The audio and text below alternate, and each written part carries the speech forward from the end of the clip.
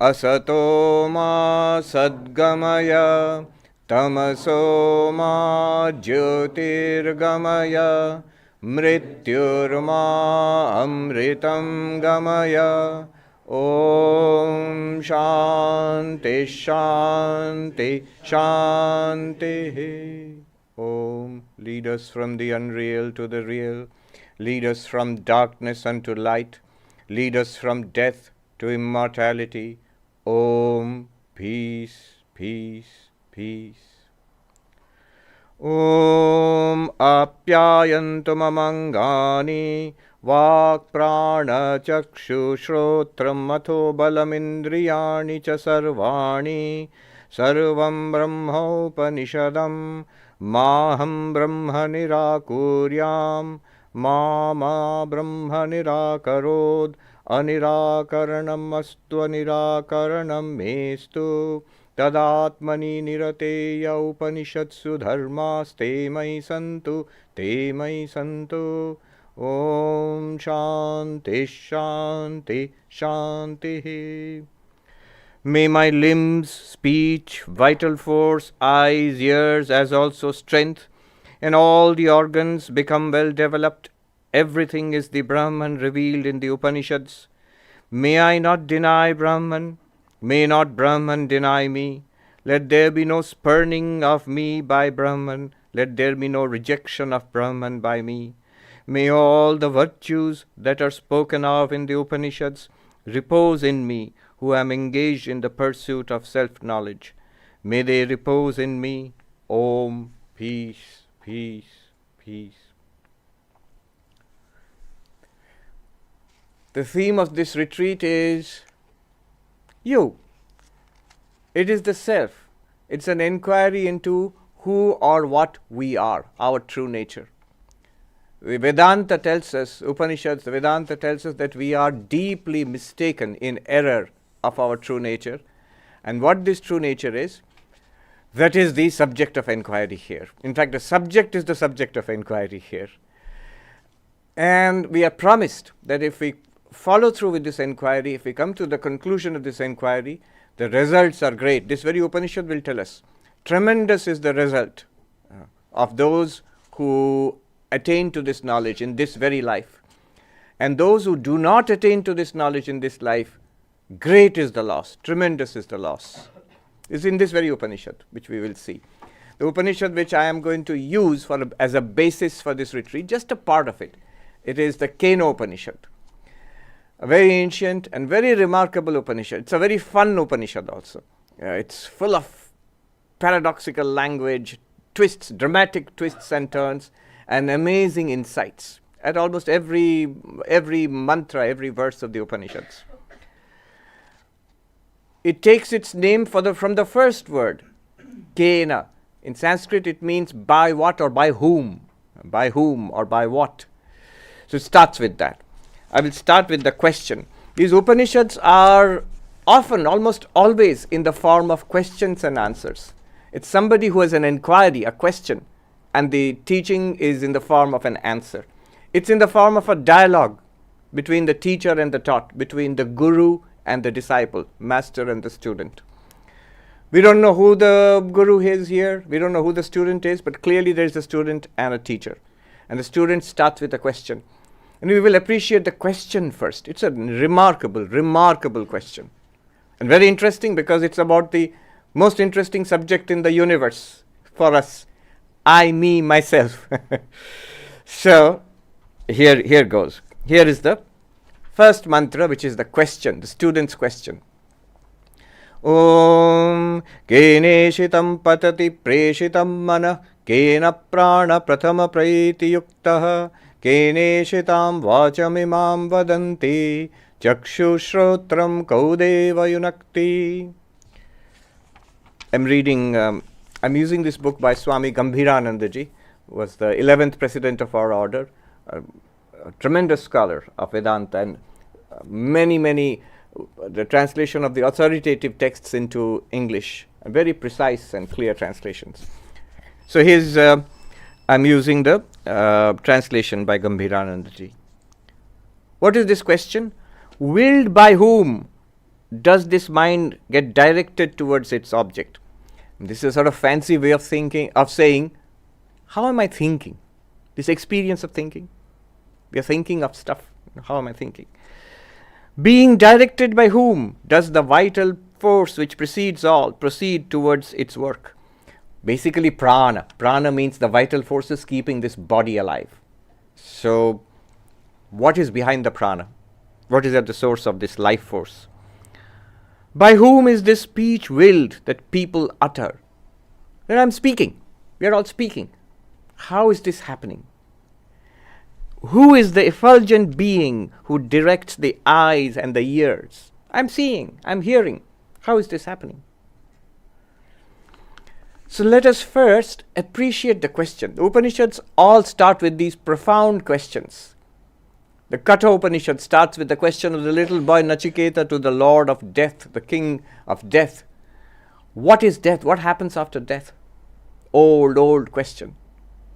The Mundaka Upanishad starts with the question, Sir, what is that by knowing which everything is known? Chandogya Upanishad starts with this question also. In the 6th chapter of Chandogya Upanishad, the student Shvetaketu is asked by his father, did you learn that by knowing which everything is known? And this Upanishad starts with the question, how do I think? What is this thinking? Thinking, willing, feeling, imagining, remembering, all our Am I audible to you at the back? Yeah. No? Are you? Okay. Our internal life, emotions, memory, desire, likes and dislikes, understanding, all of this, how is it happening?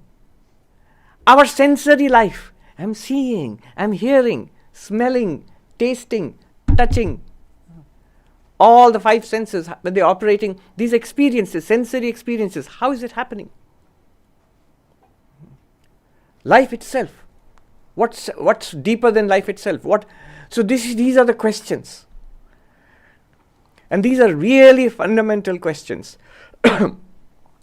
When we hear these questions, we say, yeah, great question. Now we need to know the answer. We need to jump ahead to the answer. We are very eager to know the answer. And I was also eager to know the answer.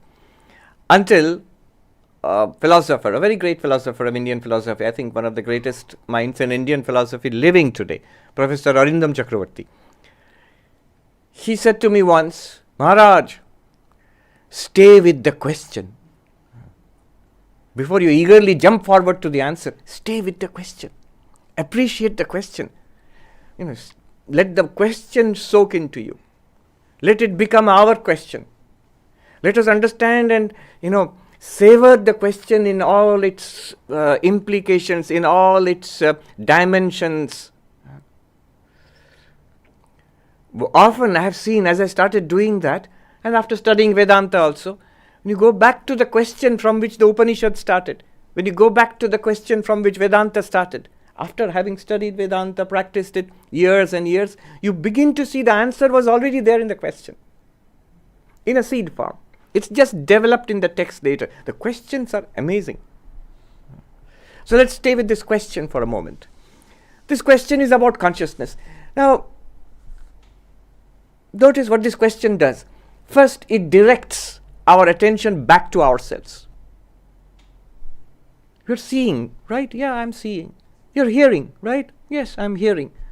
Pay attention to this seeing. Which seeing? Any seeing. This one right now.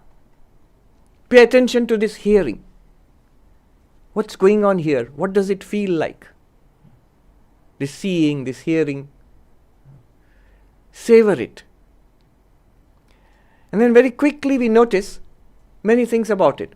One thing we notice is seeing is very different from hearing. You see, it's seeing. See what it feels like to see. Close your eyes and listen. So different from seeing. And we breathe in and breathe out the prana. So different from seeing and hearing. And then we go into our inner life, a thought, A, B, C, D, 1, 2, 3, 4, I am Sarvapriyānanda, whatever this inner life is, thoughts, memories. That's so different from our sensory experiences. And yet, by now we will be noticing there is something common to all of it. There is one thing common to all of it.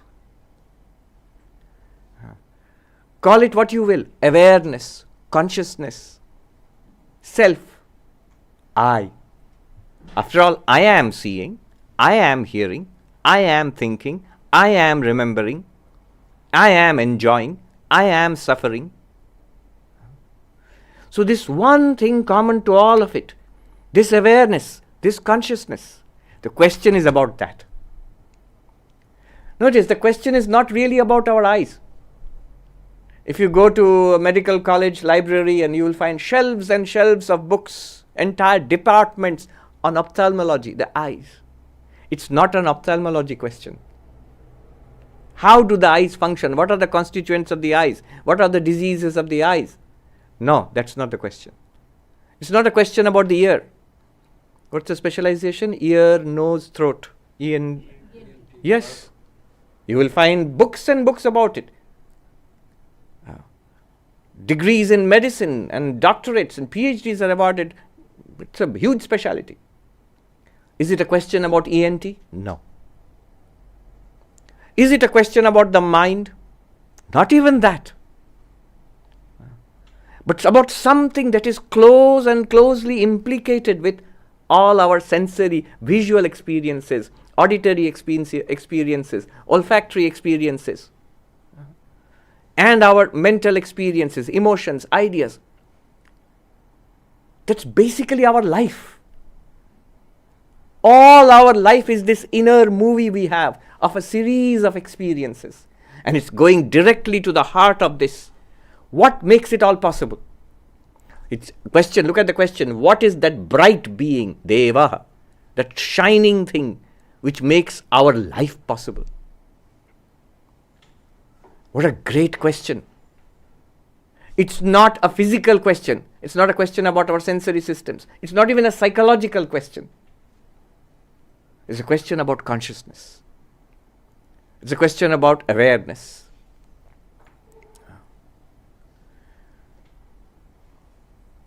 It's a very sophisticated question. Thousands of years ago, they asked this question, and we'll see the answer.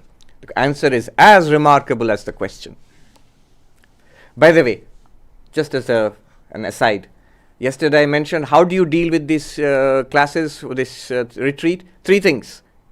What did he say? Important. You must listen attentively, seriously. Listen attentively, seriously. Most of the time, we're listening to a voice in our head, and partly only to what's coming from outside. So silence the voice in the head, listen to what's coming, this teaching itself. Then second, we must also engage with the teaching. Is this correct? Is this wrong? Do I get it? What is it that I do not get? What clarification do I need? So that's the second part of it. The third part of it is it true? Is it a fact? What is being claimed here? So in this first session, it's about the first 2, the hearing and the reasoning. I will talk about the teaching here. And then you must engage with it. We must ask questions. There will be time for questions. The afternoon session will be the third part of it. Making it true. Making it living. In the Vedantic terms, this first session is heavy on Shravana Manana, hearing and reasoning. I will talk, you will talk. We will argue. We will reason it out. We'll come to some grasp of what is being said here. But the afternoon session is heavy on the non-dual meditation. I like to call it, I found a term somewhere, experiential knowledge. I like that term. Because when you say knowledge, it sounds theoretical. Something you learn in a classroom, you learn in a book, you learn in an encyclopedia somewhere. And experience sounds like this, what we are experiencing right now, what we are feeling. But experiential knowledge, you put them together. The knowledge we are speaking about is already experiential. It's already there. What we are talking about, consciousness is already there. Awareness is already there. We are being, our attention, the knowledge is just drawing our attention to something which is already existing. That's why we call it experiential knowledge. And it will be a meditation on this experiential knowledge in the afternoon session. So this is what is ahead of us. Of course, even there also, after that session, there will be, at the end, there will be question answers again. It's a big subject today. Consciousness studies. We are lucky to live in a world at a time when there is renewed interest. Consciousness has always been of interest to human beings throughout it. Of course it is of interest. It's so close to us. It's our very real nature. But now there's renewed interest. Maybe for multiple reasons in the last 20 to 30 years. Christoph Koch, who is the chief scientist of the Paul Allen brain, but now he's in some other post now in America. He said that when I entered into consciousness studies at the beginning of my career as a neuroscientist, I was told that it's a career killer. It will never go anywhere, you will ruin your career. But luckily, today it's a booming field. It's a cutting edge. One reason might be the development of very powerful imaging technologies. So the brain imaging is now at a much more sophisticated and subtle level than it used to be earlier. There's some things called functional fMRI, functional MRI basically. So you can get very close scans of the brain, the living brain in action. Then another reason might be the development of intelligent machines, computers, the internet, and now artificial intelligence. So again, we have got a renewed question now. What does it mean to be human? And therefore, what does it mean to be conscious or aware? Yeah? So these are some reasons. In philosophy, David Chalmers came up with the term hard problem of consciousness. Scientists expected, because the paradigm is everything is matter, everything is energy. Everything is space, time, matter, energy. So consciousness also must be somehow matter. And it seemed quite obvious that consciousness is the brain. The brain activity produces consciousness. But strangely enough, we have run into serious problems. Vedanta would say not strangely, very expected. Brain activity is not consciousness. It's implicated in conscious experience, but it does not produce consciousness. Consciousness cannot be reduced to brain activity. That's the new edge, the frontier of brain science, consciousness studies. Consciousness studies is a booming field now. So the question has been with us for a long time, from the Upanishadic times, and we are asking this question once again now.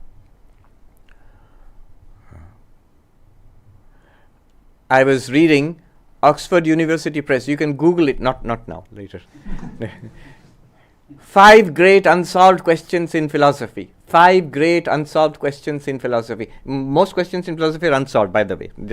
It is just a way of boosting their, book sales.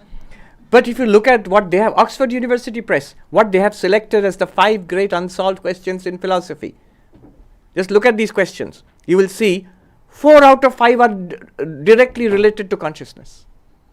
Philosophy covers everything. God, reality, world, everything is covered there. Logic in philosophy. But why? In philosophy, 4 out of 5 of the greatest questions they could think about are about consciousness. What are those questions? According to them, first question, is there free will? Free will and consciousness are very closely connected. The mystery of free will, that's one big question. Second, knowledge. How is knowledge possible? Can we know anything at all? The problem of skepticism and knowledge. That's the second question. Third, who am I?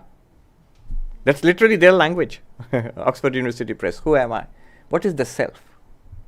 Fourth, what is death? Not in a physical sense. Physical sense, doctors will tell you. Lawyers will tell you. What is death? Physical death. But what is death to the self? You, I. As this conscious being, what will be death for us? Mystery of death for consciousness. Fourth question. And the fifth question was not directly related to consciousness, about justice, about global justice and so. But 4 out of 5 questions are related to consciousness studies in the greatest questions in philosophy. So as that philosopher said, stay with the question. See how brilliant the question is, how deep the question is, how eternal the question is. This is somebody on the banks of Ganga or Saraswati in the river in India 3,000 to 4,000 years ago. It's a student asking the teacher. Unimaginable distance, oceans of time and oceans of space, far, far away. But it's a question which is relevant to us here We're sitting in Germany in the 21st century, and we are all interested in this question. So he's asking a question which is absolutely at the core of our being. What am I? And is directing our experience not in a theoretical way, in a very visceral, living way. See, you are seeing. See, you are hearing. We are tasting, touching, smelling. You're breathing in and out. You're thinking. You're speaking. I say, so what? What is all this? Not at the physiological level. Not at the sensory level. Not at the psychological level. Even deeper than all of that. At the level of experience, of consciousness, of awareness. What is it? And he gives a beautiful name to it. Devaha, shining being. Often in the Upanishads, the analogy of light is used. What is light? In the Vedantic or Upanishadic view, light is that which removes darkness. So the world is enveloped, the room is enveloped in darkness. You switch on the light and the room is revealed. So this is the light for the room. But the light for this light is your own eyes. Why? Because if your eyes are closed, this will not be revealed. When you open your eyes, this light is revealed. So the light for this light. Otherwise, if you close your eyes, even this light will be hidden in darkness. So your eye is the light for this light. But even the eyes are not the final light, because our mind has to pay attention. Unless some people can do that. They can look blankly at you, but they are not seeing you. Something else is going on in the mind. Some people I have heard, they have even perfected the skill of sleeping with eyes open. It's a great skill. But sleeping, nothing, nobody is there. So the mind is the light for the eyes. Not only for the eyes, for the ears, for the nose. Mind is the light which illumines the inputs, sensory inputs. So mind is the light for the senses. And finally the Upanishads will say consciousness is the light of lights. Jyotira Jyoti. Every day when we sing the evening hymn, you will see one line is there. Jyotira Jyoti Ujala Ridikandara, which means light of lights shining in my heart. In my heart means in the core of my being. What is it referring to? It seems to be we are referring to the deity being worshipped here. But it's referring to yourself. What is the light of lights shining in your heart? You, awareness, consciousness. That is what the question is about. About this shining being which is illumining all our experiences, which is at the core, at the heart of our life itself. What is the mystery of this being? What is the mystery of consciousness? What is the mystery of awareness? Whichever word you use. So it is used like light. That's why the word Devaha, light. Now the answer. You'll be like, move on. Okay, I've got it. It's an important question. Let's get on to the answer. Good. Now the answer. And you will notice this Upanishad is amazing. At every mantra it is shocking. It's paradoxical. What is the answer? Shrotrasya shrotram manaso mano yad vachoha vacham sau pranasya pranaha chakshushas chakshur atimuchya dhira pretyasmad lokad amrita bhavanti.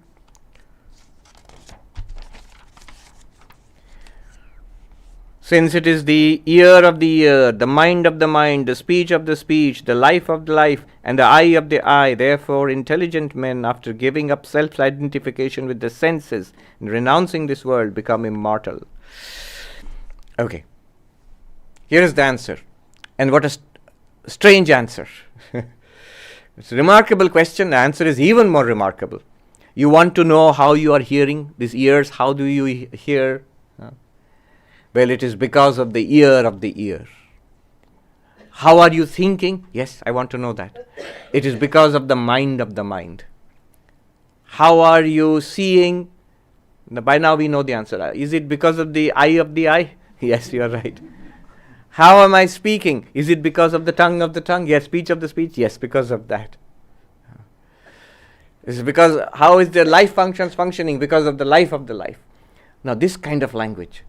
And not only that, before we can understand what's going on here, he hits us with something interesting. He says, if you realize this, if you ascertain what this is, if you can find this out, then you overcome death.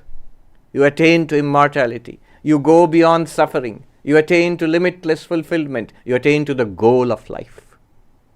If you can find out what this is, what we are talking about here. The result is mentioned. The teaching is given. The method is given, that you have to ascertain this, you have to find this out. That's the method. And the result of this inquiry is also given in this one answer, one sentence. The rest of the Upanishad and the rest of Vedanta is trying to understand and explain this sentence. Remarkable. But first of all, let's see the teaching itself. If the question is, what is consciousness? A more detailed question.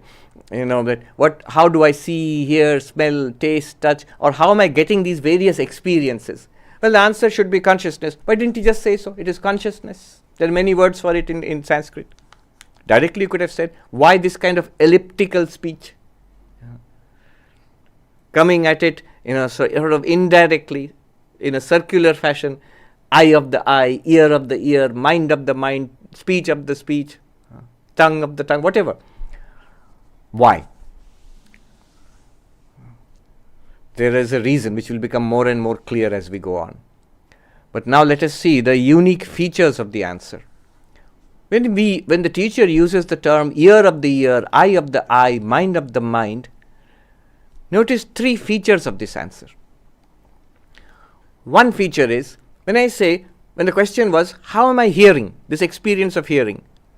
The answer was not because of the ears. It is because of the ear of the ear.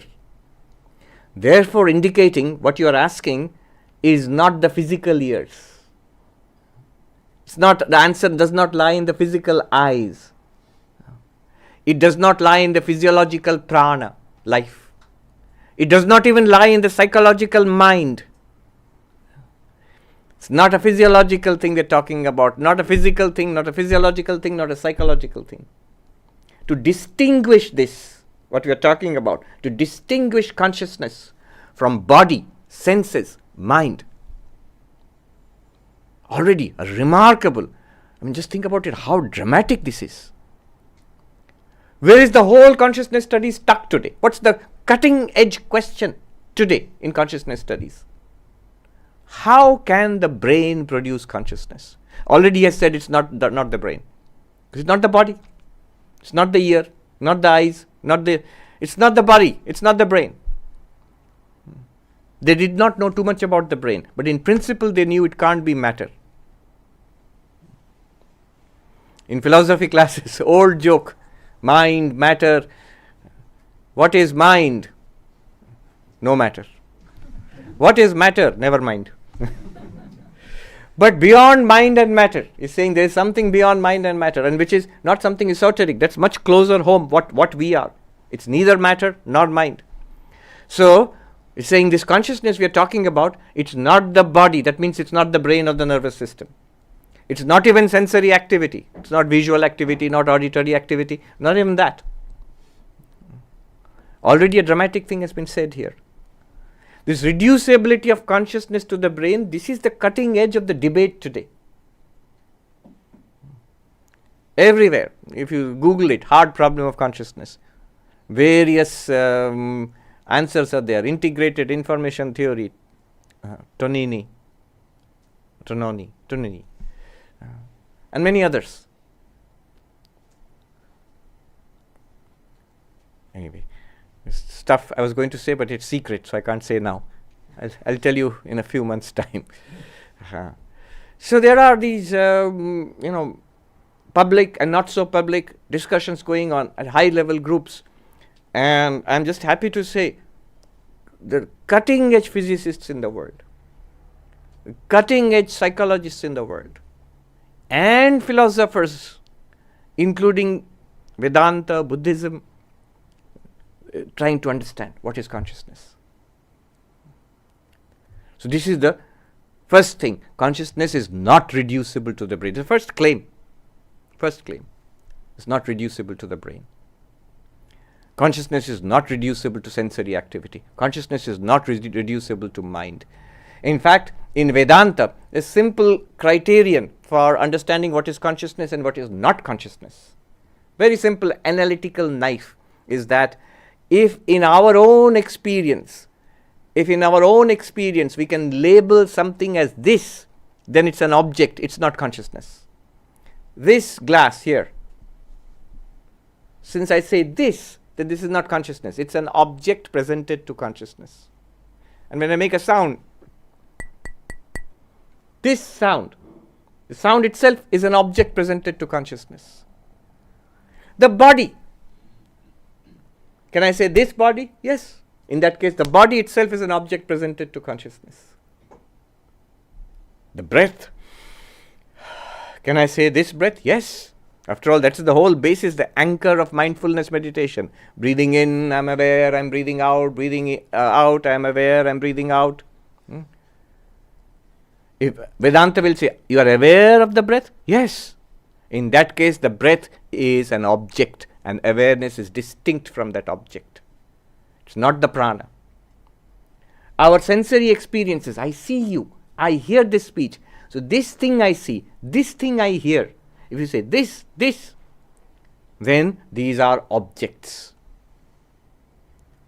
not consciousness. These are presented to consciousness. Thoughts. All thought is intentional. A thought is about something.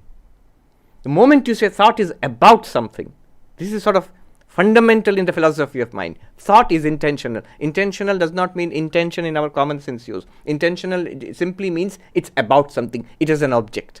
So if thought is object bearing, is built around an object, then you can say this thought, it's about this object, then it is not consciousness. What a remarkable thing. In consciousness studies, the question right now is consciousness brain, is it reducible to brain? This is the dispute. But what they don't even ask, consciousness and mind. If you ask consciousness studies people, what do you study? They'll say cognition, memory, perception, self, pain, pleasure. This is the area of study of consciousness studies. But immediately if you apply the Vedantic analytical knife, can you say this thought, this pain, this pleasure, this memory? If you can say that, all of them are objects presented to consciousness. Very elegant. And therefore consciousness is not even mind. This is something not at all understood today in the philosophy of mind, in consciousness studies. The distinction between consciousness and mind. All of this he has already said by using the language I of the I, mind of the mind, speech of the speech. First thing. This is first thing. 3 distinctions. 1. Second, it is not entirely different. He could have said X of the ear, X of the eye. No, he says ear of the ear, eye of the eye. That means something very closely implicated with our auditory, visual, mental experiences. That means wherever we are thinking, wherever we are seeing, whenever we are hearing, in those experiences, consciousness is present right there. It's not different in the sense of this is hearing and there is something else called consciousness. No, it's right there. It's distinct from hearing and seeing and smelling and tasting and thinking and feeling and imagining and remembering, but it's present in all those things. So consciousness is immanent, pervading all our experiences. It's present right there in our own experiences. That's why he's using the term ear of the ear, eye of the eye, mind of the mind, speech of the speech. So that's the second thing. Consciousness is present there in and through all our experiences. I like the example of our electrical appliances, When these appliances, the light, which is giving us light here, the microphone amplifying sound, the camera capturing and transmitting images. When they were in the shop, the light did not give light. The microphone did not amplify sound. The camera did not capture pictures. The clock did not tell time.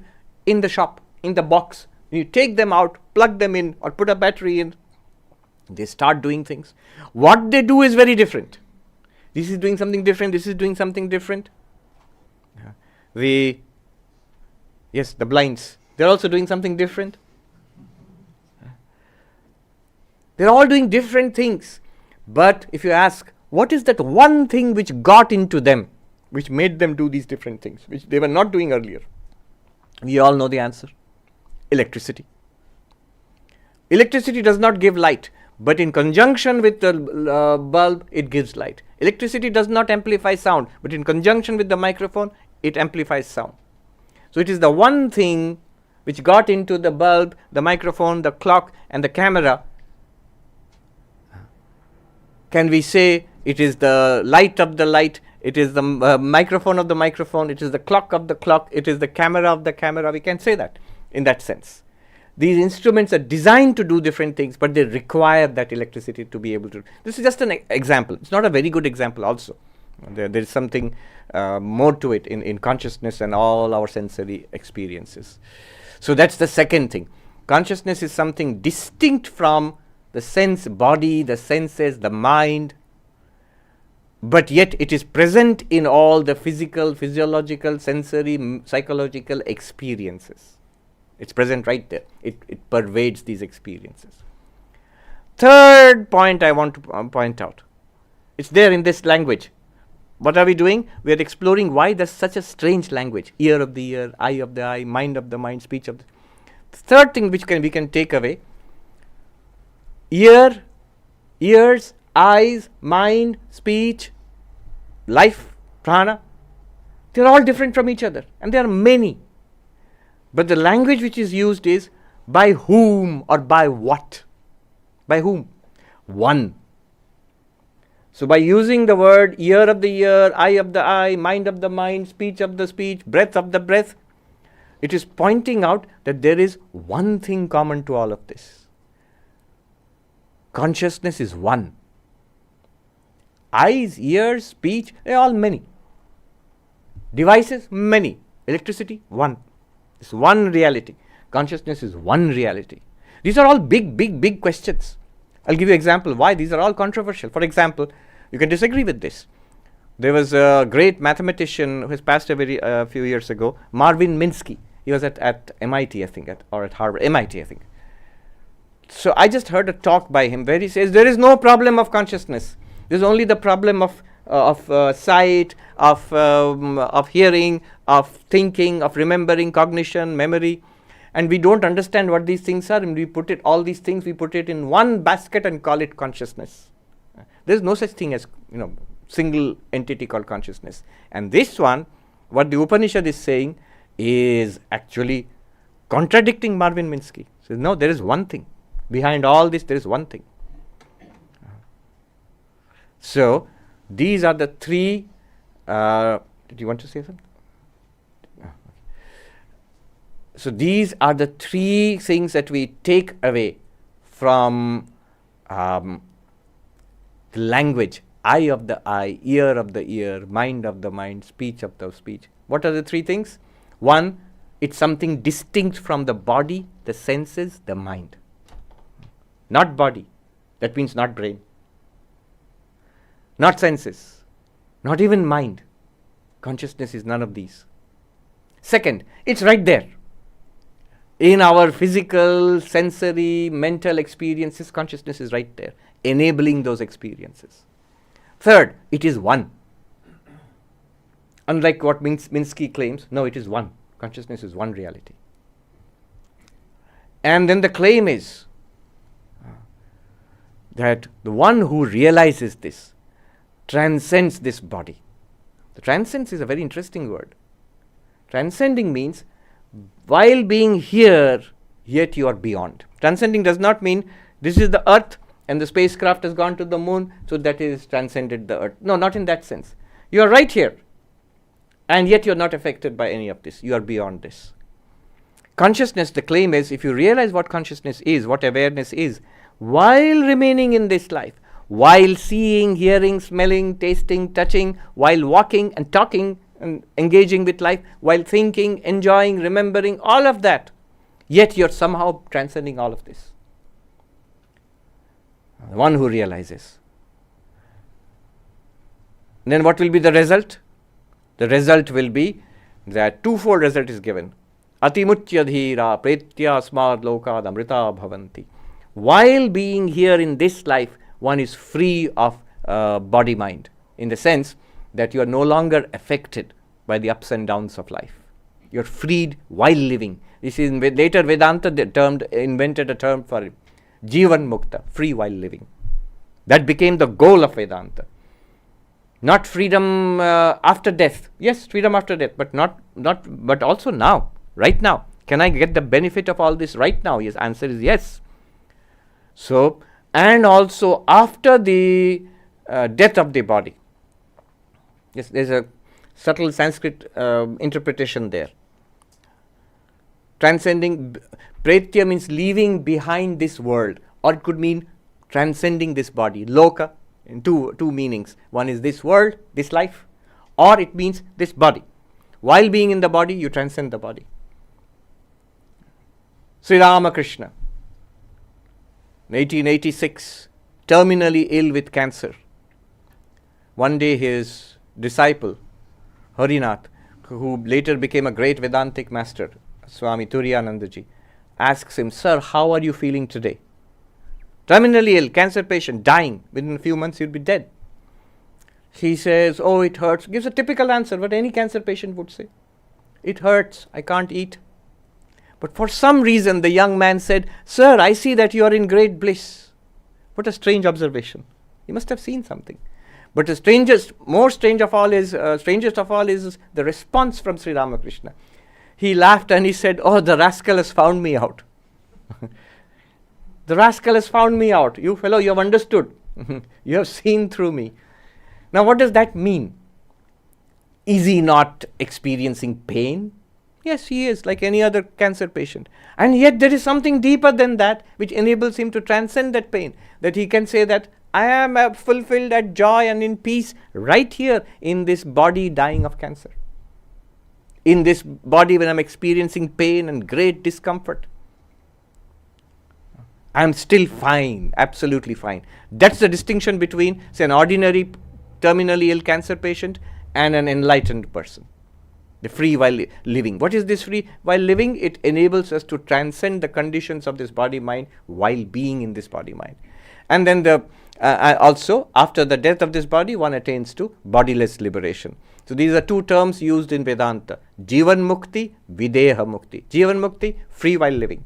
Videha Mukti, freedom after, the final liberation after death. From the perspective of the enlightened one, no difference.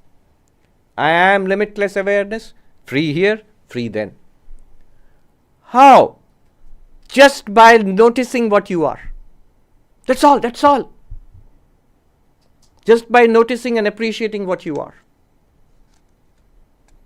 Of course, we'll put a fine print.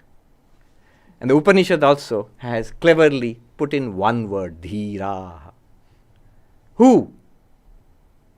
Me. Well, there's a word used, Dhira, the heroic ones, the patient ones, the qualified ones. And here, of course, I have to mention my duty as a teacher, that there's a list of qualifications. If you hear this, you will feel depressed. Who is fit to study and get the benefits of this Vedanta? You say, we signed up for the retreat, so we are fit. In one sense, yes. But fit means in the sense, if you do study this, if you do make this inquiry, will you get the benefit, promised benefit? For that, certain qualifications are required. And the qualifications are, I'll just run through the list. Viveka, the discernment between the eternal and the non-eternal. This clarity that there is some eternal reality. And you might say, yeah, okay, I agree, I have it. All right, if you think so. And then next, Vairagya, a tremendous dispassion for worldliness.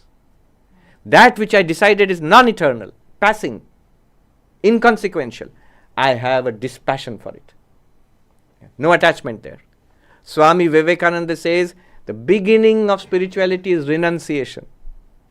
He says all the yogas, this is exact quote, the turning point in all the yogas is renunciation. And then he gives what renunciation is required. In Karma Yoga, the turning point is the renunciation of selfishness. When we turn away from all selfish motives to selflessness, then it becomes Karma Yoga. In Bhakti Yoga, we give up all desire for the world, 100 desires for the world, for one almighty love of God. Then it becomes Bhakti Yoga. Raja Yoga, the meditation, way of meditation. He says the way of meditation is to give up the desire for all experience. You see, I see, hear, smell, taste, touch. Stop. No, there's nothing for me to see, hear, smell, taste, touch. Stop. Okay, but I will think and imagine. Stop. What a great renunciation. A renunciation of all experience. There's nothing here in this world to experience, to see, hear, smell, taste, touch for me. There is nothing to think about. There is nothing to remember. There's nothing to desire. There's nothing to project and plan. There's nothing to regret. I myself, nothing what noticing in this I myself. Utterly stop the activities of the mind. What a great renunciation is required there. Then only meditation starts. That's the beginning of meditation. That is the renunciation of the Raja Yogi, of the meditator. And then finally he says the way of the Jnana Yogi, this one where we are engaged. From the very beginning itself you have to say the entire universe is an appearance. Dismiss the whole universe, the objective universe and the subject also. Then you are plunged into the reality. That's the beginning of Advaita Vedanta. So this is the renunciation which is required. But one must have at least a graduated. And then comes the disciplines. The sixfold treasure, shamaha, quietude of the mind, damaha, control of the body and the senses, then titiksha, a spiritual fortitude, strength that I will go through with whatever difficulties are presented on the spiritual path, but I will not give up my spiritual quest. How much trouble we undergo to raise a family, how much trouble we undergo to get a degree, how much trouble we undergo to get and hold on to a job or a career. So that kind of toughness is necessary for spiritual life. Not more than that. That much is enough. That I will go through with this spiritual quest. Then samadhana, uparati. Then uparati means a withdrawal from too much engagement with the world. In fact, some of the commentators say at this point, the real meaning of uparati is you must become a monk formally. That's not necessary, but one of the interpretations is that. At this point, before opening the book, become a monk formally for the rest of your life. No more connection with the world. So that kind of turning away from the world. Then samadhana, tremendous focus. This Upanishad, I'll hold on to this. Listen. Think about it, think it through. Notice that reality and meditate upon it. That is samadhana, focus, a tremendous focus. And there some of the commentators say, what kind of focus is required? Up to the attainment of yogic samadhi. Attain samadhi, then open Vedanta. It's not an exaggeration. If you see, when Totapuri comes and teaches Sri Ramakrishna, already he is samadhi one. He has his daily samadhi and visions of Kali and Savikalpa samadhi is already attained. Many times over. So it's not some kind of academic exaggeration, theoretical. It's actually demonstrated in the life of someone like Sri Ramakrishna. And then, any more? What a list. Shraddha, and tremendous unshakable faith in the text, in the teacher. Although I don't get it now, I am not enlightened now, but I know this is true and I will try to get and become enlightened. That kind of unshakable faith. And then finally, last one, fourth. We are on the third so far. Sixfold treasure. Shamaha, 1. Damaha, 2. Titiksha, 3. Uparati, 4. Samadhana, 5. Shraddha, 6. Then the fourth one is mumukshutvam, intense desire for enlightenment, for freedom. Intense desire for freedom. You say, count me out, I'm going back home. You can ask the Swami for, can I get a refund? This Upanishad will make you ask for a refund another time. Too few times it will make you ask. This is not for me. And yet there is hope. Why there is hope? One teacher, I didn't notice actually, one teacher, monk in Haridwar. Haridwar. He pointed this out. He said, Mahatma ji, Shvetaketu ko dekhiye. Look at Chandogya Upanishad, the student who was told, you are that Tattvamasi. Famously, at the source of our Vedanta. Who is the student? Shvetaketu. One of the worst students you can think about. What are his qualifications? He is arrogant. That was the first thing we notice about him. This Upanishad says he is full of pride of his knowledge. And then His father asks him, did you know this knowledge? Was this taught to you at school? This boy, he criticizes his teachers. Guru Ninda, one of the highest, greatest sins. No, they don't. I don't think they knew. They didn't teach me. Is he qualified for Vedanta? And yet he is taught and he becomes enlightened. So, don't be scared. There is such a thing as grace. These are qualifications. This makes it clear what kind of development we must pursue in ourselves to become enlightened. That's the goal. That's the point. But are we qualified? Yes. Ramana Maharshi was asked, after somebody must have read all these things, these qualifications, and asked, am I qualified for your teaching? He would teach, who am I? Inquire, who am I? Am I qualified for who am I? And Ramana Maharshi said, did you say I? If you can say I, you can ask, who am I?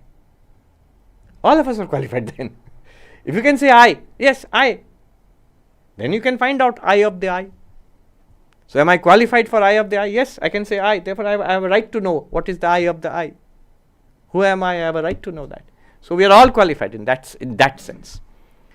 And in general also, if you see the distinction, the discernment of the eternal and the non-eternal, if we didn't have it to some extent, why would we even sign up? Why would we be interested in spiritual life? And many of us, most of us, we have been interested in spiritual life for years. If we didn't have a certain amount of dispassion, why on a weekend in Berlin would you spend time studying a 4,000-5,000 year old philosophy? You have some dispassion for the world. The pull of the world is not strong enough to pull you away from the retreat. So we have dispassion. And the control over ourselves, to the extent that you're sitting for hours and hours listening to abstract, dry philosophy, well, a lot of control. We are to be commended. So we have, to some extent, definitely we have. The idea of that single word, all of this what I'm saying is contained in the single word in the Upanishads, dhiraha. To the extent that I measure up to that word, enlightenment is guaranteed. One Swami, one master said, if we have those qualifications and you come to Vedanta, enlightenment is guaranteed. If we do not have the sufficient amount of those qualifications and we come to Vedanta, we will leave after feeling that I learnt a nice philosophy. Are you enlightened? No, I don't think so. So either way. So dhiraha, who is qualified? What is the result? Freedom from all suffering, attainment of fulfillment, right here, right now. And after death, the bodiless liberation. That is the result. What is the teaching? Find out that. Eye of the eye, ear of the ear. So now we say, good, sign me up. I am ready to find out the eye of the eye, ear of the ear. Please go on, teach me. Upanishad, very shocking. He'll give another thunderbolt next mantra. We are ready. Yes, master, please teach me the eye of the eye, ear of the ear, nose of the nose, mind of the mind, speech of the speech. Please teach me. The master says, na tatra vaggat, na tatra chakshur gacchati na vaggacchati no manaha, na vidmo na vijanimo yatheta danushishyad. Says, please teach me, master. I can't. What? Why can't you teach me? You know, right? You are enlightened. You know. I say, I don't know. Na vidmaha. We don't know. You don't know what you're talking about? No. We'll see in the Upanishad later on. In fact, that is the right answer. But at first it seems shocking. Why did you advertise that we're going to teach you eye of the eye? You say you don't know the eye of the eye? No, we don't. Na vidmaha. Anybody else in the Berlin area who knows? Can we go there? Na vijanimo yatheta danushishyat. We don't know of anybody else also. Any other school, any other lineage who can teach you this. But give me the technique, I will try it out myself. Yatheta danushishyat. How it is to be taught, what is the procedure to follow, that also we don't know. Why not? This is very disappointing. He says, na tatra chakshur gacchati na vaggacchati no manaha. He says, it is not something that you can find with your senses. You can't see. It literally means the eyes do not go there. The speech does not objectify it. The mind cannot think about it. Therefore, we don't know. So when he says eyes do not objectify it, what it means is it's not available for sensory experience. That eye of the eye, it cannot be seen by the eyes, it cannot be heard by the ears, it cannot be smelled by the nose, it cannot be tasted by the tongue, it cannot be touched by the skin. Can I attain it by doing something? Navag gacchati. Speech cannot express. Speech stands for all the motor organs. You can't walk to it. Can I go on a pilgrimage and to attain to the ultimate reality, consciousness, eye of the eye? No. Can I catch hold of it? Catch hold of it. I remember one monk, brahmachari, novice was there years ago. Very intense, very intense. He had a frown on his face all day long. I'm sure he had a frown on his face when he was sleeping also. And he would never smile. And he would rush around. He had no time to waste. Even while eating, he was memorizing the Gita or something. So once he went to wash. I saw after food he was going and washing his dish there. The way he was doing it intensely, opening the tap. And then the Swami, who's the head of our ashram, he was saying, look, the way he is doing it, he's going to grasp Brahman. You're going to catch hold of Brahman. The way he's catching hold of the tap. Can I do that? No. Can I catch hold of Brahman? No. Can I walk to Brahman? No. Can it be expressed by speech? You're talking. This is speech, right? Upanishad is speech, so it can be expressed, right? Just tell me. Words cannot express it. Why? See, all of these things are very deep. Why words can't express it? Then how are you talking about it? The whole philosophy of language comes in there. What can language do? What language cannot do? Why it cannot refer to consciousness? And then further, how is the Vedanta talking about it then? What are the strategies of getting around this obstacle? So many interesting things are there here. If you want, in the question answer, we can talk about it. But we must stick to our our focus. Like the student is very focused. I want to become enlightened. We'll keep the philosophy for later on. You sure you can't teach me? No. Nobody else? No. Give me the method? No. This is hopeless. And then the teacher comes. See, the Upanishad is dramatic. Then the next mantra, the teacher says, wait a minute. There is a way. I knew it. Tell me the way. He says, Anyadeva tadviditadatho aviditadadhi iti shushruma purvesham yenastadvyachachakshire. That Brahman is surely different from the known, and again it is above the unknown. Such was the utterance we heard from the ancient teachers who explained it to us. There is a way. And this way has been transmitted down the lineage of teachers. Who is saying this?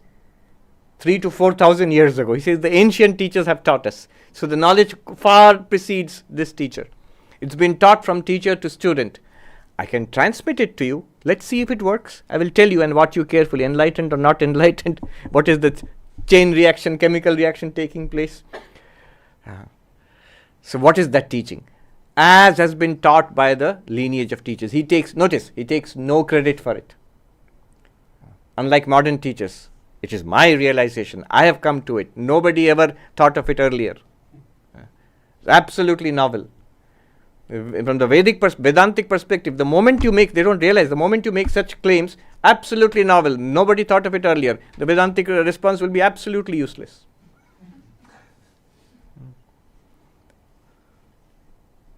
So, one student came to a monk.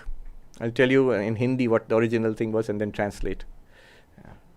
He came to a monk and he said, I was a student of this master who has taught me stuff which is not there in your Vedanta or the Vedas, in any ancient traditions. It's all absolutely new. My guru has taught me this. And the monk said, why are you abusing your guru? In Hindi, he said, "Kai guru ko gali deta hai?" It's a term of abuse from a Vedantic perspective. If you say, my guru has taught me something which is not there in any tradition, in any scripture, then you don't realize. It's an insult. You're insulting your guru. The greatness of the guru is in transmitting this ancient knowledge in its pristine form so that it works upon you as it has worked upon him, hopefully, and in the lineage of transmission from teacher to student going back to time immemorial. So, he says, not my credit. I have received it from my teachers, from this ancient lineage, and I am transmitting it to you. Let's see if it works. What is that teaching? Again, by now you must be aware, once bitten, twice shy. So the Upanishad is not going to give us a straight answer. It says, this is the teaching. It is other than the known, it is other than the unknown. Find out that which is other than the known and other than the unknown. One of the most profound sentences in all Upanishadic literature. The more we will excavate this, more we will dig into it. Consciousness, awareness, or the self. The moment you say it is other than the known, then clearly we are saying that it's not an object of knowledge. And yet you're teaching me how to become enlightened, how to know it. Then what is the usual way of knowing, and then in what sense do we know the self? Because it's not other than the known. And yet it is not unknown. See, our binary is, everything is, either we know it, there's a slice of the universe which we say this is our knowledge, and the rest of it is unknown. Right now I can't see what's behind me. You can see what's behind me. I can see what's in front of me. When I turn around, now I know what's behind me. And it has again become unknown to me. At least unseen to me. Similarly, there's a slice of the universe which I see, hear, smell, taste, touch, which I think about, which I remember, which I understand, which I have mastered it, some part of the universe, some kind of knowledge. That is the known for me. And here the master says, none of it is the self, none of it is consciousness. All right, then there's a vast part of the universe which I don't know. He says, none of that also is consciousness. But that's all that there is. The known and the unknown. A and not A. It exhausts the universe. What's beyond this? Either members of this set or not members of this set. What else is there?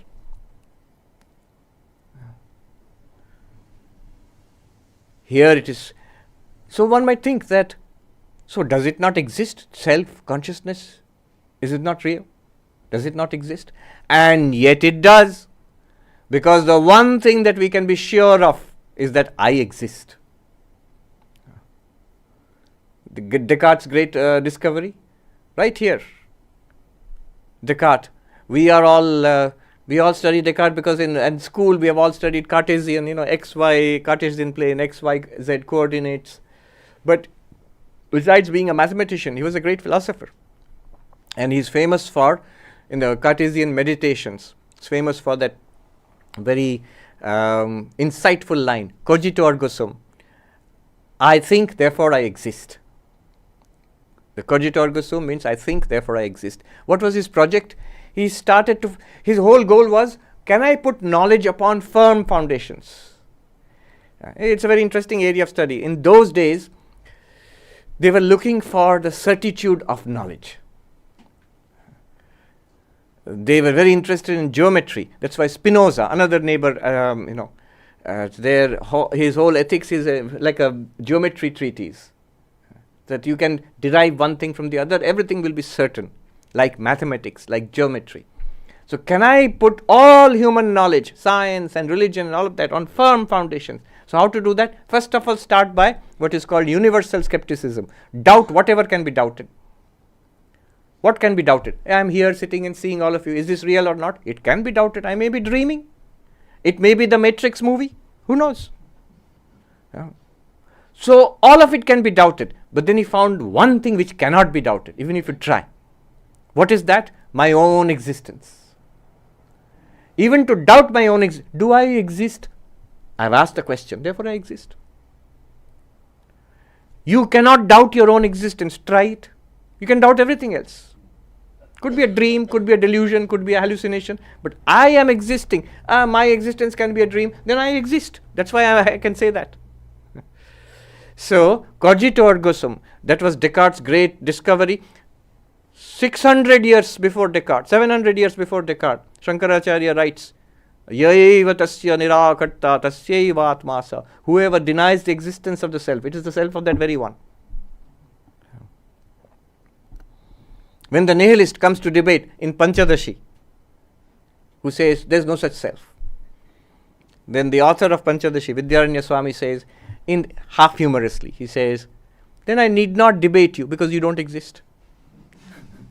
You say self does not exist, so you don't exist. Why should I debate an opponent who doesn't exist?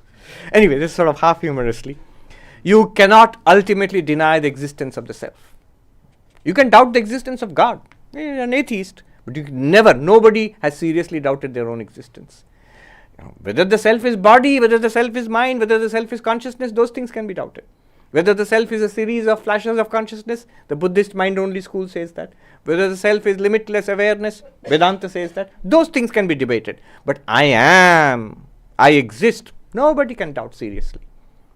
So it is other than the known, other than the unknown. See what is being said here, other than the known. Who am I? Our first answer is the body. Is the body known? Yeah, it's known. I can see it, I can touch it, I can smell it, I can hear the rumbling in my tummy, I can taste it.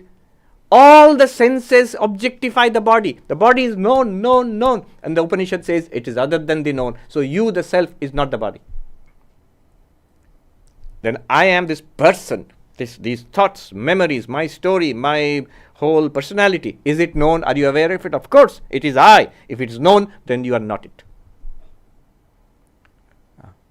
Freud will say, no, the real determinant is the subconscious, which is unknown to you. From there, all that you know, your thoughts, feelings, emotions, impulses, they're bubbling up from the great unknown. Is that unknown? Upanishad says, yes, then you are not it.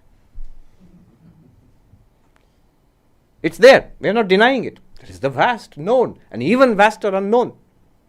But neither of it you are.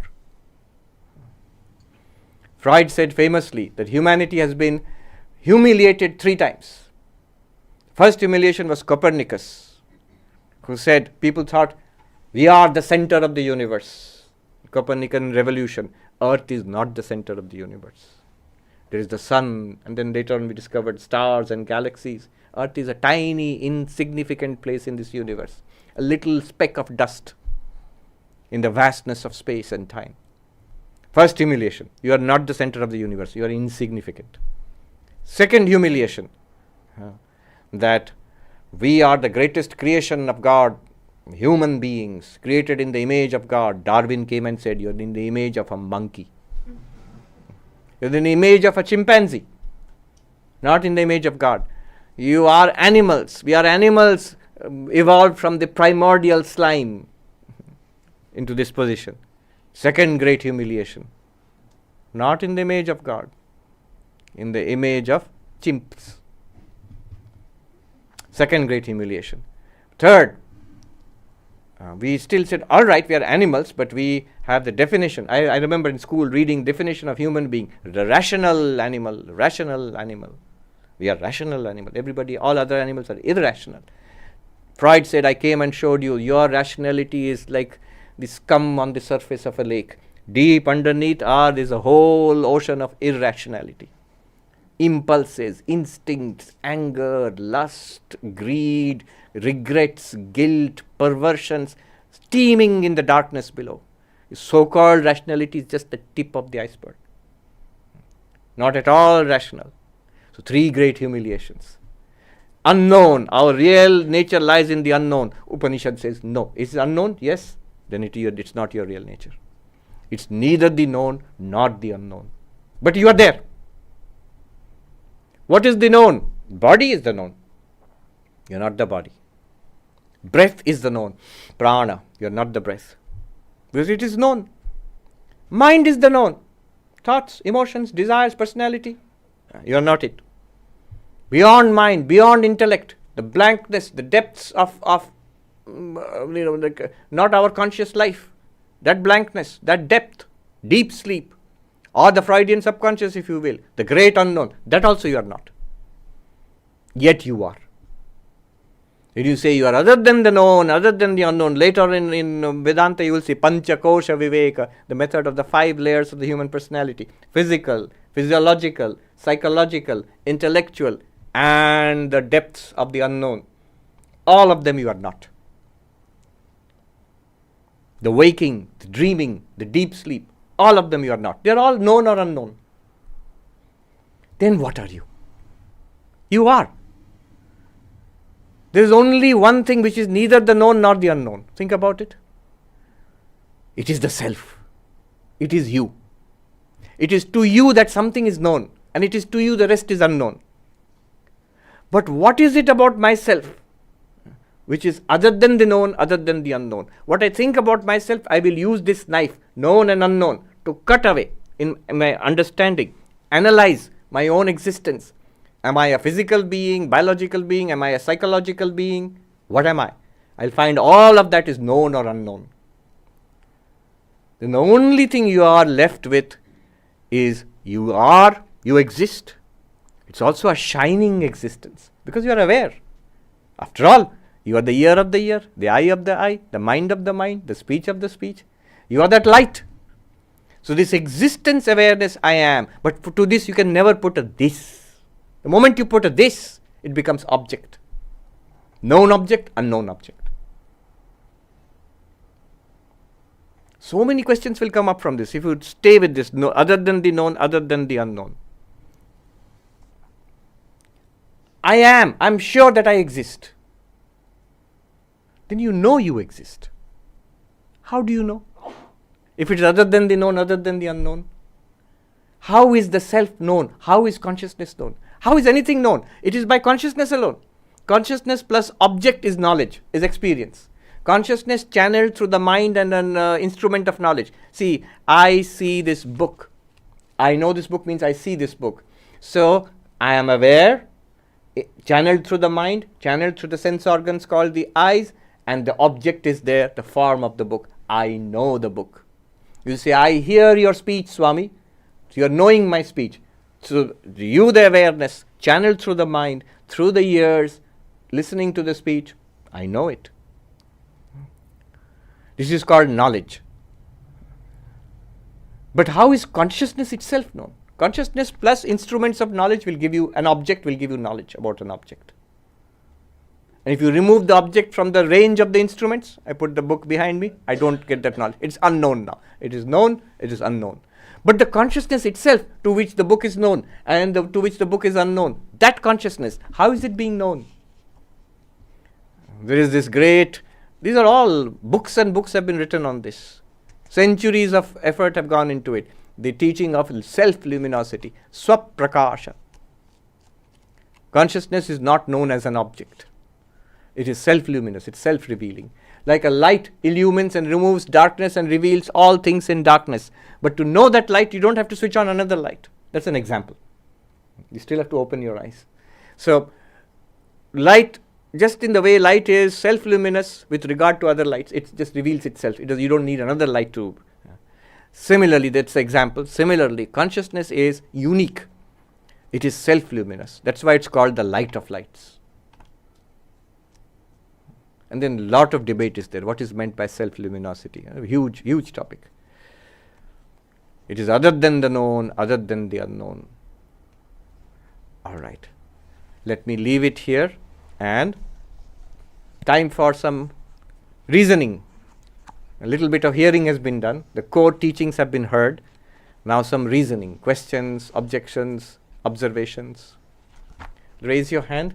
How will you do? You'll send the microphone. You have to aggressively raise your hand. Yes. So he will come to you with the microphone. You have to make yourself seen. Pranam. Not unknown. Pranam Swamiji, Rajarshi here. Yes. So this statement that it is other than the known and other than the unknown, and the statement that it is common to both known and unknown, yes, are they equivalent or like? And the other part of the question is that where lies the known and the unknown? What makes, what enables knowledge? Yes. So what enables knowledge? I just spoke about it. Consciousness enables knowledge. That's why it was called. What is knowledge? Seeing, hearing, smelling, tasting, touching, thinking, understanding, remembering. All these are experiences. What enables these experiences? Consciousness. That's why it's called eye of the eye, ear of the ear. And the materialist will say what enables experiences? Eyes, ears, brain, nervous system. The Upanishad will say no, no, no. It is the eye of the eye, ear of the ear, brain of the brain. So consciousness enables experience, knowledge. Here we must be careful. In our age, the age we are living in, there are machines and systems which gather knowledge without being conscious. The camera is recording stuff. And if you add an AI to it, it will analyze what is recorded and gather a lot of information about it. There are AI agents roaming around which are extracting information from whatever we do online or even physically without being online. All the cameras which are recording us, our own mobile phones which are listening to us. Isn't that knowledge? Yes, it's certainly knowledge. It's big knowledge. It's what is called big data. So it is big knowledge. Companies are paying billions of dollars for that data. But that knowledge, we are distinguishing, Upanishad distinguishes it from seeing, hearing, smelling, tasting, touching. There is one thing that distinguishes.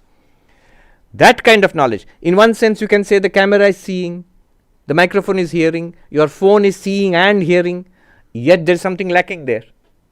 That bright being which is talked about here, which gives us the experience of seeing, hearing, smelling, tasting, touching, enjoying, suffering, that is not there in the camera, in the microphone, in the phone, in the AI. It's not there. Is AI conscious? Can AI be conscious? Big question now. That's why you see why consciousness studies has become a hot subject these days. Clearly, right now, AI is not conscious.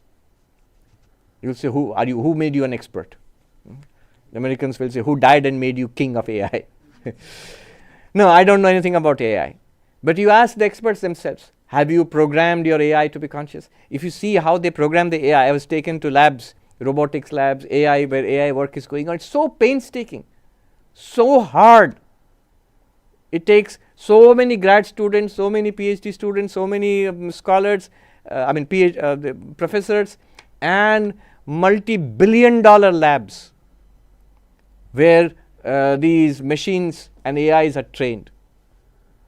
So if you ask a question there, how much of this effort are you putting into making this robot or this AI conscious? You know what the answer will be? Zero. Zero. Some of the students and professors may be interested in marginally what is consciousness. But if you see the actual work that is going on the ground, none of it has any connection with consciousness. But it has connection with seeing, hearing, smelling, tasting, touching. In fact, I went to a lab when this work is going on, cutting edge lab in the United States. I won't say any more because I don't know what is secret and what's not secret, and they'll stop me at the border and tell me to get out. So, but I'll say this much. When I was seeing how the robots are being trained,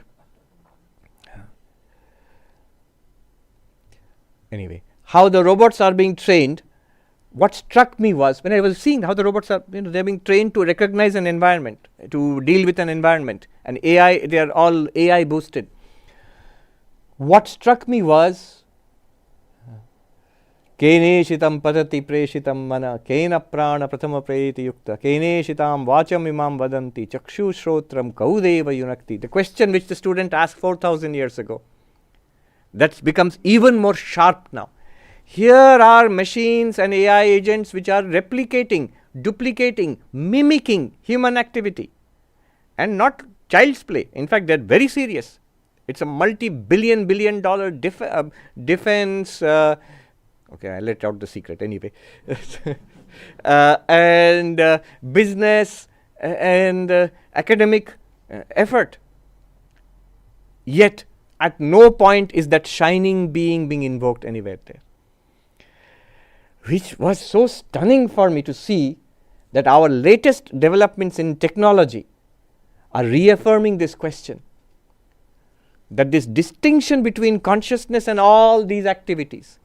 So right now our technology is mimicking algorithms, replicating all this seeing, hearing, smelling, tasting, touching, thinking, speaking. All of these are being replicated very nicely by AI and all these machines. Except one thing, consciousness. How strange. Not only it is not being replicated, you ask those people, the most brilliant minds working in AI, about consciousness in AI, they will say, we have no idea what you're talking about. We know what is consciousness because we are conscious. But what exactly is it operationally defined? We have no idea. We have no idea where to begin also.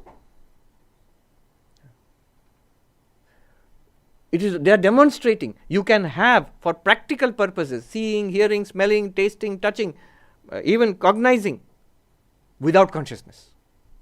But then you will not have the experience of those things. After all, if you go to a tap and put your hand under in the airport, water will come out. You go near the door, door will open. So the senses can do that. Is there any consciousness behind it? No. That light is lacking there. What is this? So the teacher's answer, 3 points, it is distinct from the ear, and eyes and mind. That is being validated by our latest technology. Otherwise, I would use the contrary idea that suppose not only AI could do all that, AI also became conscious. Then we could have said, yeah, see, that these are all processes which are replicable.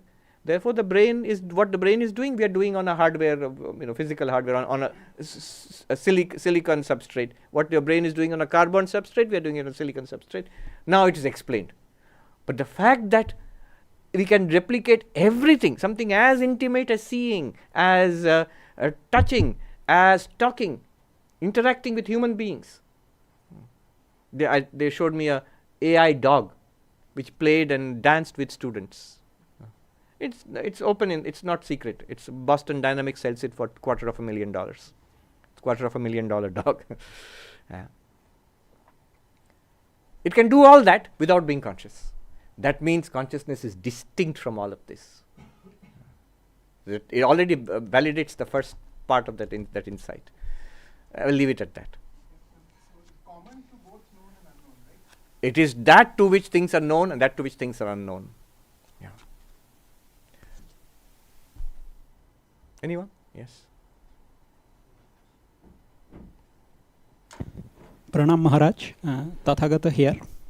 So we understood 3 takeaways about consciousness, that it is not mind or senses or brain. Not the body. Not the body. Not the senses. Yeah.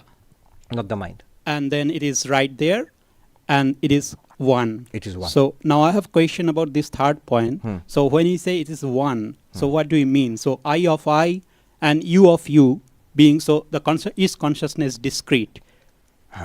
Or it's just the same consciousness? So these are things which we will take slowly. I'll give you the answer first. I'm not like the Rishi of the Upanishad who will give you an elliptical answer. I'll give you a straight answer. But a straight answer is often a useless answer. This answer is very useful. It will guide you further in your investigation. The straight answer is, according to Advaita Vedanta, consciousness is not discrete. There is only one consciousness. The I of the I is the same I in all eyes. The you of the you and the I of the I is the same I. Very interestingly, when we all say I, interesting, when I say this book, I say this book and you say this book, both of us mean the same book. When I say book, Kena Upanishad book, that's the term we are using, we mean the same thing. But when we say I, we are using one word, same word, but we all each mean something different. Vedanta says, Advaita Vedanta says, actually it is the same thing that you are referring to. If you would know the I of the I, it is the one I in all eyes. Krishna is saying in the 13th chapter, he is teaching to Arjuna, in every field, O Arjuna, there is a knower of the field. That means each body is a field. Each body, mind, sensory system is a field. And in that there is a knower of the field. There is a conscious being there. And then he goes on, stunning statement. In all fields, there is only one knower of the field. And that is I. Krishna says, I am that. So there is one consciousness shining as if. Then later on he says, undivided in all sentient beings, appearing, behaving as if divided. What is he talking about? Us.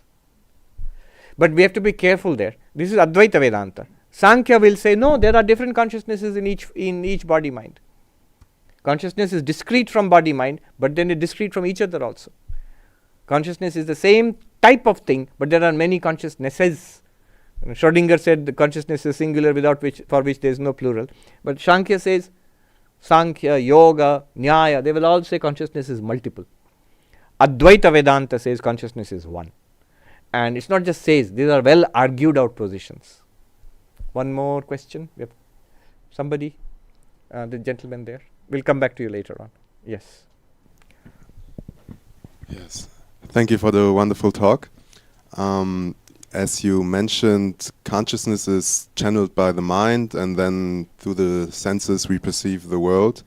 Yet consciousness is self-luminous, so would that mean that consciousness is eventually the channel and the reflection, and basically the whole process is just consciousness doing it by itself?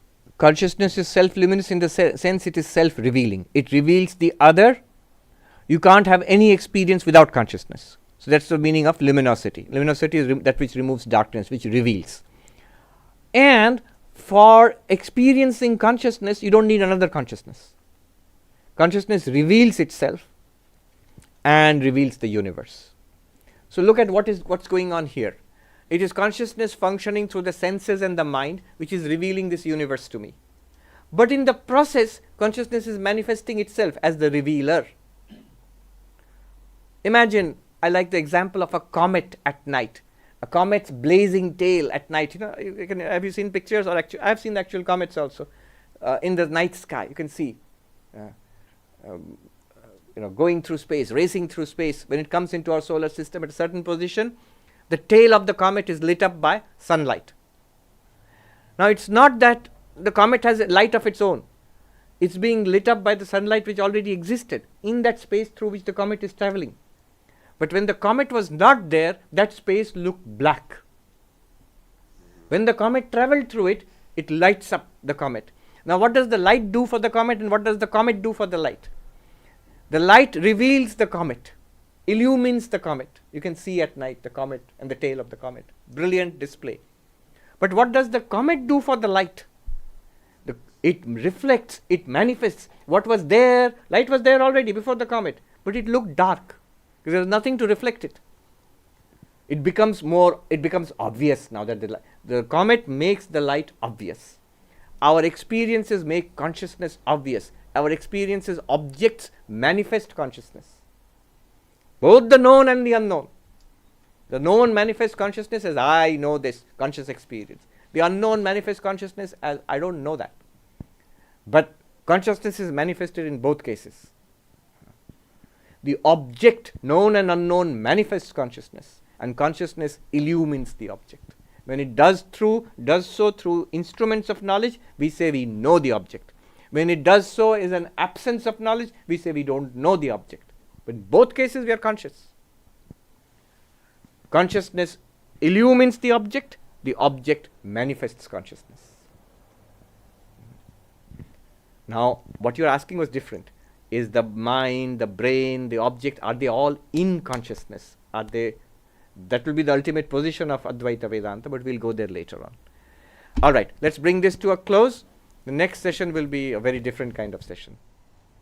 Om Shanti Shanti Shanti Hari Om Tat Sat Shri Ram Krishna Arpanamastu.